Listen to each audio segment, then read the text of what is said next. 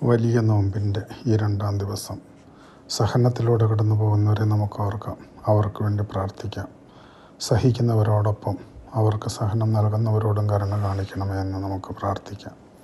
ഈ ലോകത്തിൻ്റെ രക്ഷകനായി വന്ന യേശുനാഥൻ പാവപ്പെട്ടവരോടും പതിതരോടും അവഗണിക്കപ്പെട്ടവരോടുമൊക്കെ ആയിരുന്നു തന്നെ താതാത്മ്യപ്പെടുത്തിയത്.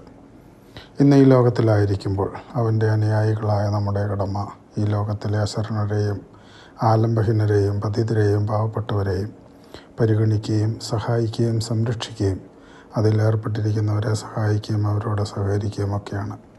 ഒരുപക്ഷെ ഈ ലോകത്തിൽ നാം അല്പം സാമ്പത്തികമായും മറ്റും നല്ല നിലയിലായിരിക്കാം.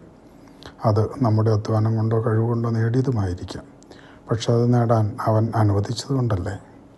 ഇന്ന് നാം തള്ളിക്കളയുന്ന മാറ്റി നിർത്തുന്ന പാവപ്പെട്ടവരിൽ ഒരുവനാകാനായിരുന്നു അവൻ നമുക്കും വിധിച്ചതെങ്കിൽ നമ്മുടെ സ്വഭാവവും ചിന്തകളും മാറുകയില്ലായിരുന്നു. അതിനാൽ വിശുദ്ധ പൗലോസ്ലീഹ പറയുന്ന പോലെ നമുക്കുള്ളതിനേക്കാൾ കൂടുതൽ മേന്മ ഭാവിക്കാതിരിക്കാം.